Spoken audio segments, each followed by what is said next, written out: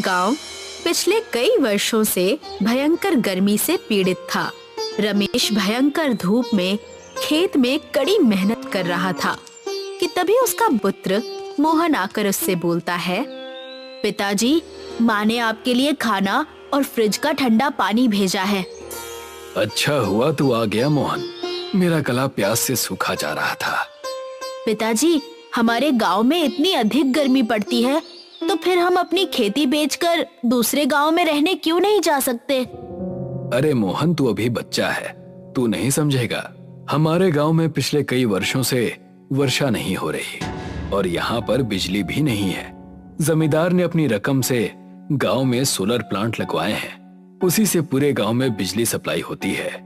मगर वो सिर्फ उसी घर में बिजली सप्लाई करवाता है जिस घर के लोग अपने खेत उसके पास गिरवी रख देते हैं। यहाँ तक कि गांव के सभी घरों में पंखे, कूलर और फ्रिज भी जमींदार के ही दिए हुए हैं।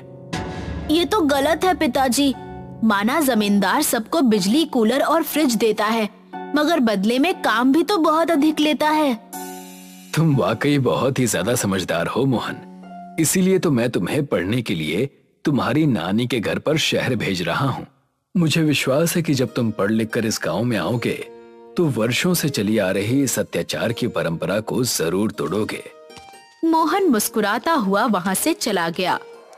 इस घटना के 10 वर्ष बाद विमला अपने खेत से काम करके अपने घर पर लौटी ही थी कि तभी घर पर वो अपने बेटे के साथ एक सुंदर लड़की को देखकर चौंक पड़ी। मोहन, तुम कब आए? बस माँ, बिल्कुल अभी अभी आया हूँ। तुम्हारे साथ ये लड़की कौन है? माँ, इसका नाम मोहिनी है। ये मेरे साथ में पढ़ती थी, हम दोनों ने विवाह कर लिया। अब ये तुम्हारी बहू है। माँ, अब मैं अपने गांव में ही रहूंगा। नहीं बेटा, इस गांव के लोग आज भी जमींदार के गुलाम हैं। माँ, पिताजी ने मुझे शहर में इसीलिए पढ़ने के लिए भेजा था ताकि मैं अपने गांव के लोगों को जमींदार की गुलामी से मुक्ति दिलवा सकूं। अगले दिन मोहन जमींदार की हवेली की ओर चला गया। अरे मोहन, तुम गांव में कब आए? जब तुम गांव छोड़कर गए थे तो कितने छोटे थे, देखो अब कितने बड़े हो गए। चलो, अच्छा है कि तुम आ गए।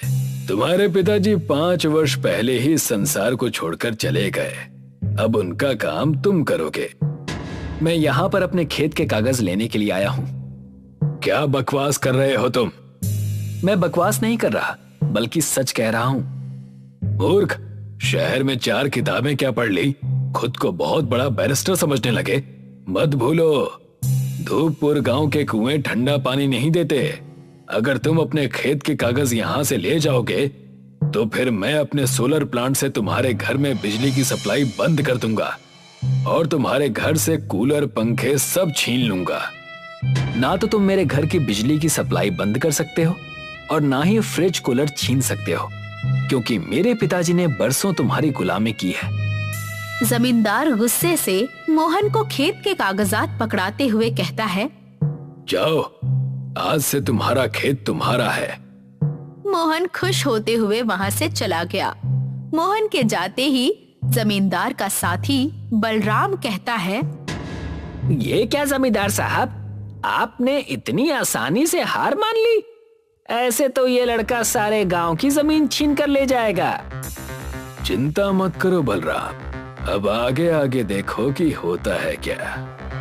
अगले दिन जब मोहन अपनी पत्नी मोहिनी के साथ घर पर बैठा हुआ था, तभी वहां पर जमींदार बलराम और कुछ लोगों के साथ आ पहुंचा। जमींदार, तुम यहाँ कैसे? जमींदार गुस्से से बलराम से कहता है, देखते क्या हो बलराम, मोहन के घर का फ्रिज, कूलर, पंखा ले लो और इसके घर की बिजली की सप्लाई भी बंद कर दो। इसके खेत में ट्यूबवेल से पानी आता है, उस ट्यूबवेल को चलाने में भी मेरी ही बिजली का योगदान है। वहां से भी बिजली हटा लो, देखता हूं कि ये खेती कैसे करता है और बगैर ठंडा पानी पिए इस गांव की गर्मी को कैसे झेलता है। इतना कहकर जमींदार मुस्कुराते हुए मोहन के घर का फ्रिज और पंखा लेकर चला गया।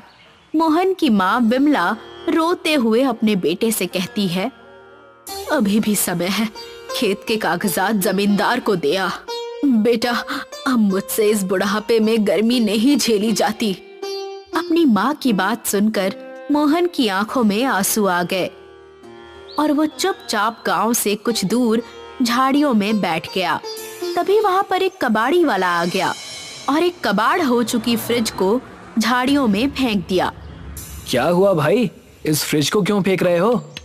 ये फ्रिज बरसों से जमींदार के तहखाने में पड़ी हुई थी।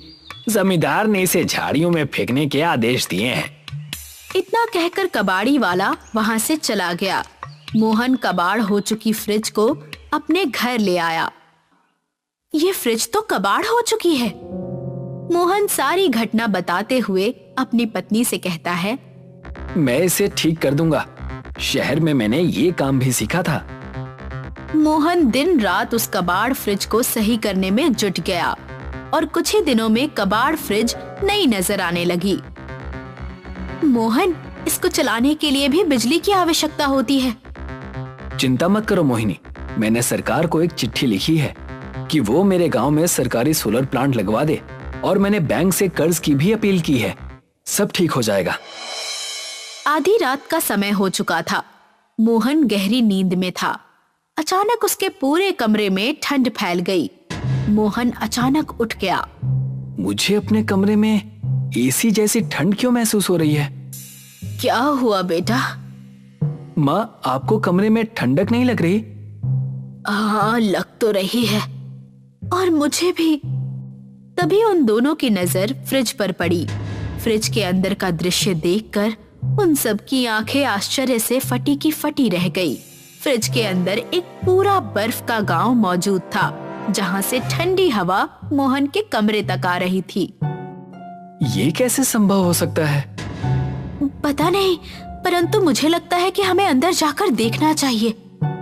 बहू सही कह रही है, मुझे तो ये कोई जादुई फ्रिज लग रही है। वो तीनों फ्रिज के अंदर चले गए। अगले ही पल उन तीनों ने स्वयं को एक गांव में मौजूद पाया, जहां पर हर वस्तु बर्फ की बनी हुई थी। तभी उन तीनों के कानों में किसी स्त्री की आवाज टकराई। कौन हो तुम तीनों? उन तीनों ने जैसे ही पलटकर देखा तो पीछे एक बर्फ की स्त्री खड़ी हुई थी और उन तीनों को देख रही थी। मेरा नाम मोहन है और ये मेरी माँ और मेरी पत्नी है। इतना कहकर मोहन बर्फ की बनी हुई स्त्री को सारी घटना बताता है। तो इसका मतलब तुम ही अपने गांव के ऊपर लगे हुए श्राप को समाप्त कर सकते हो। मैं तुम्हारी बात का मतलब नहीं समझा। चलो, मैं तुम्हें अपने बर्फ के गांव के बर्फ के मुखिया से मिलवाती हूँ। वही तुम्हें बताएंगे कि तुम्हारे गांव में गर्मी पड़ने और वर्षा ना होने का क्या रहस्य है। मोहन उस बर्फ की स्त्री के साथ एक बर्फ की हवेली के अंदर चला गया।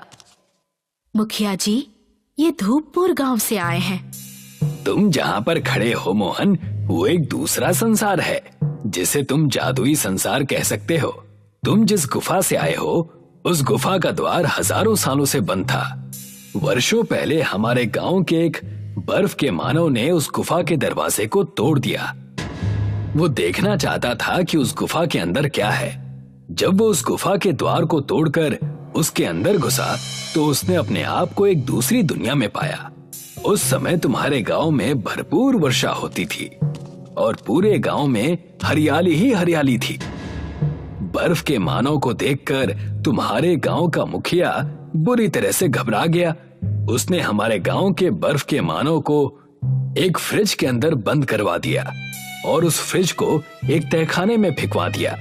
उस बर्फ के मानव ने फ्रिज के अंदर ही अपना दम तोड़ दिया, लेकिन मरने से पहले उसने एक श्राप दे दिया कि जिन गांव वालों ने डर कर उसे एक फ्रिज में कैद कर दिया था, उन्हीं गांव वालों को अब से अपना सारा जीवन डर डर कर ही बिताना होगा। उस दिन से तुम्हारे गांव में वर्षा होनी बंद हो गई और भयंकर गर्मी पड़ने लगी। समझ गया, उस गुफा के अंदर हमारी दुनिया का द्वार खुलता है। शायद उस बर्फ के मानव ने उसी फ्रिज में दम तोड़ा था जिस फ्रिज के द्वार से मेरा परिवार यहाँ तक आया है, और उस बर्फ के मानव के श्राप के कारण ही हमारे गांव के सभी लोग जमींदार से डर कर रहते हैं। तुमने बिल्कुल सही कहा मोहन। शायद तुम भी उसी द्वार से इस दुनिया में आए हो, और उस द्वार से केवल वही आ सकता है जिसके मन में दूसरों के प्रति इंसानियत हो। तुम अपने गांव वालों के दिल से डर को समाप्त करो और उनके मन में वीरता जगाओ। ऐसा करते ही श्राप समाप्त हो जाएगा। लेकिन जमींदार ने गांव वालों के मन में बुरी तरह से अपना डर बना रखा है। तुम ही उस डर को समाप्त कर सकते हो, क्योंकि हमारे बर्फ के गांव में बरसों से ये भविष्यवाणी चली आ रही है कि इंसानों की दुनिया से कोई इंसान अपनी पत्नी और मां के साथ हमारे गांव में आएगा, जो हमारे दिए हुए बर्फ के मानव के श्राप को समाप्त कर सकता है, और वो तुम हो मोहन। बर्फ के मुखिया की बात सुनकर मोहन अपनी पत्नी और माँ को लेकर गुफा के अंदर घुस गया। अगले ही पल उसने अपने आप को घर के अंदर पाया। मोहन सीधा गांव की ओर चला गया और सारे गांव वालों को एकत्रित करके सारी घटना बताते हुए बोला, गांव वालों, मुझ पर विश्वास करो। जमींदार की गुलामी करना छोड़ दो। अपने अपने खेत के कागज वापस ले लो। तुम्हारे ऐसा करते ही इस गांव में वर्षा होने लगेगी। हम तुम पर विश्वास क्यों करें मोहन? मुझ पर विश्वास करो। तुम सब जमींदार से अपने खेत के कागज वापस मांगो और मेरे साथ चलकर शहर की कोतवाली में उसके खिलाफ रिपोर्ट दर्ज करवा दो। तभी एक बुजुर्ग व्यक्ति उससे कहता है, मुझे लगता है कि हम सबको मोहन की बात माननी चाहिए। सभी गांव वासी जमींदार की हवेली में चले गए। ये सभी गांव वाले अपनी अपनी जमीन के कागज वापस मांगने आए हैं जमींदार। ये जानते हुए भी कि सोलर प्लांट मेरा है, मैं इनका बिजली पानी सब बंद कर दूंगा। चुपचाप से इनके कागज इनके हवाले कर दो। जमींदार इतने सारे लोगों को देखकर डर गया। उसने तुरंत सारे कागज मोहन के हवाले कर दिए। तभी वहाँ पर पुलिस की एक जीप आ गई। मोहन इंस्पेक्टर की ओर देखकर कहता है, इंस्पेक्टर साहब, गिरफ्तार कर लीजिए इस जमींदार को और इसके साथ ही इस बलराम को भी। पुलिस ने जमींदार और बलराम को गिरफ्तार करके जेल में भेज दिया। और ऐसा करते ही धूपपुर गांव में आसमान की काली घटा छा गई और बारिश होने लगी और धूपपुर गांव श्राप से मुक्त हो गया। सुरेश एक खानदानी कुम्हार था। उसके पिता भी मटके बनाया करते थे और वो भी, और अब उसके साथ उसका बेटा योगेश भी मटके ही बनाता था। देखो बाबा, मेरा मटका कितने अलग आकार का है। हाँ, अच्छा है, पर बेटा इसकी गर्दन इतनी पतली है कि इसमें से पानी निकालने के लिए इस मटके को टेढ़ा करना होगा। अब वो तो है, ऐसे मटके ज्यादा ग्राहकों को पसंद नहीं आते, लेकिन अब तुमने बना ही दिया है तो अच्छा है। बाबा, तो क्या सिर्फ वही मटके बिकते हैं जो आम होते हैं? ज्यादातर तो वही बिकते हैं, इसलिए हम हमेशा वैसे ही मटके बनाते हैं। पर मुझे याद है, जब आखिरी बार मैंने ऐसा मटका बनाया था तो वो बहुत महंगे दाम पर बिका था। अच्छा है, इस मटके के भी हमें अच्छे ही दाम मिलेंगे, देख लेना बाबा। हाँ। तभी रुक्मिणी उन दोनों के लिए चाय लेकर आई। योगेश बेटा, मुझे लगता है तुझे शहर जाकर कोई और काम करना चाहिए। इस काम में रखा ही क्या है? तेरे बाबा जिंदगी भर यही करते रहे। देख हमारी हालत, पूरी जिंदगी गरीबी में काटनी पड़ी है। नहीं माँ, मुझे शहर वहर नहीं जाना, और तो और मुझे मिट्टी से चीज बनाना बहुत पसंद है। मैं कहीं नहीं जा रहा। देख बेटा, मेरा काम है तुझे समझाना। तू मेरी बात मान या ना मान, वो तेरी मर्जी। अच्छा, ये सब छोड़ो रुक्मणी, तुमने कहा था कि तुम योगेश की शादी की बात करने वाली हो अपने भाई से, उसका क्या हुआ? भैया तो राजी है हमें अपनी बेटी देने के लिए। तो देर किस बात की, बात आगे बढ़ाओ। वैसे भी मैं चाहता हूँ कि जल्द से जल्द योगेश की शादी हो जाए। ठीक है, तो मैं इस रविवार को सगाई की रस्म रखवाती हूँ। वाह, ये हुई ना बात। अपने शादी की बात सुनकर योगेश भी बहुत खुश था।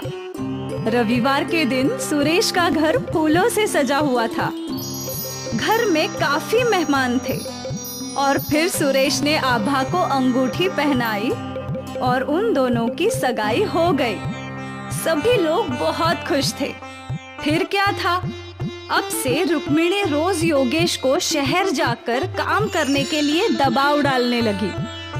सुन बेटा, अब तेरी शादी होने वाली है, तुझ पर जिम्मेदारी बढ़ने वाली है, तेरी कमाई भी बढ़नी चाहिए। अगर तू यही मटके बनाते रहा तो ऐसे ही गरीब रहेगा। मेरी बात सुन, शहर जाकर कोई अच्छा काम ढूंढ ले। नहीं माँ, मैंने कहा ना मुझे शहर नहीं जाना, मैं यही खुश हूँ। रुक्मिणी का दबाव भी योगेश पर काम नहीं आ रहा था।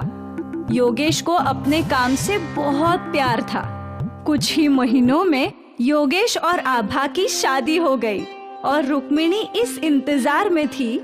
आभा के घर आते ही, बेटा, मैं तुम पर एक बहुत बड़ी जिम्मेदारी डाल रही हूँ। मेरा बेटा मेरी बात नहीं सुनता। उसके अच्छे भविष्य के लिए मैं चाहती हूँ कि वो शहर जाकर कोई काम करे, पर वो है कि वो यही रहना चाहता है। अब तुम ही उसे मना सकती हो। मैं कोशिश करूँगी माँ जी। फिर एक दिन योगेश अकेला मटके बना रहा था। आभा उसके पास आ गई। अरे आओ आओ, ये देखो कितना बढ़िया मटका है। हाँ, बहुत अच्छा है। क्या बात है, तुम्हें कुछ कहना है? मैं सोच रही थी कि कब तक आप ऐसे मटके बनाओगे? क्यों ना हम शहर जाकर कोई काम ढूंढे? नहीं आभा, मैं जानता हूँ कि ये सब मेरी माँ ने तुम्हें बोला होगा, पर मेरी बात अच्छे से समझ लो। मुझे मिट्टी का बर्तन बनाने का बहुत शौक है। मैं जिंदगी भर यही काम करना चाहता हूँ। मन मारकर अगर मैं शहर चला भी जाऊँ तो भी मैं खुश नहीं रहूँगा। योगेश की बातें सुनकर आभा स्तब्ध रह गई। उसके पास बोलने के लिए कुछ था ही नहीं। शाम को रुक्मिणी ने आभा से पूछा, क्या योगेश शहर जाने के लिए राजी हो गया? नहीं, और मुझे भी लगता है कि उन्हें यही रहना चाहिए। अब तू ये क्या बोल रही है? माँ जी, उन्हें मिट्टी के बर्तन बनाना बहुत पसंद है। वो मन मारकर शहर नहीं जाना चाहते, और यही सही भी है। 2 महीने गरीबी में रहेगी ना, तब समझेगी कि मैं क्यों शहर भेजने के पीछे लगी थी। माँ जी, आप बस चाहती है कि आपका बेटा अच्छा कमाए, तो वो जरूर होगा। उस दिन से आभा अपने पति के काम की सराहना करने लगी। ये मटका कितना अच्छा है। अच्छा है, पर बाबा बोलते हैं कि ऐसी लंबी गर्दन वाले मटके ज्यादा नहीं बिकते। बिकते हैं, मैंने ये मेले में देखे थे। शायद 300 रुपए के थे। इतना महंगा? आप भी ऐसे मटके मेलों में क्यों नहीं बेचते? मैं कोशिश कर सकता हूँ। आभा ने योगेश को प्रोत्साहित कर दिया था। योगेश ने अलग अलग आकार के मटके बनाए और उन्हें रंग बिरंगे रंग दिए। वाह, ये सब मेले में जरूर बिकेंगे। उम्मीद तो यही है। उस दिन योगेश सारे मटके लेकर मेले में गया। उसके अलग अलग आकार के मटकों को मेले में काफी डिमांड थी। भैया, मुझे वो लंबी गार्डन वाला मटका चाहिए। मुझे वो रंग बिरंगा। एक ही दिन में योगेश के सारे मटके बिक गए और उसकी आमदनी अच्छी खासी हो गई। योगेश घर आया और सारे पैसे अपने बाबा के हाथ में रख दिए। ये देखो बाबा, आज की कमाई। अरे ये तो बहुत ज्यादा है। मेले में बेचने का आइडिया आपकी बहू का था। जुग जुग जियो बहू, और हमेशा अपने पति का साथ देना, वरना कुछ औरतें होती हैं जो पति को सिर्फ शहर भेजना चाहती हैं। पास खड़ी रुक्मिणी सब सुन रही थी। आभा और योगेश बहुत खुश थे। उस रात योगेश को एक नया आइडिया आया। आभा, कोई मिट्टी का फ्रिज खरीदेगा क्या? मिट्टी का फ्रिज? मतलब मिट्टी की ऐसी अलमारी जिसमें सब्जियां, फल सब ताजे के ताजे रहें, जो बिना बिजली के चले। क्या आप ऐसा कुछ बना सकते हैं? हाँ। तो फिर देर किस बात की? ये आइडिया तो सुपर हिट हो जाएगा।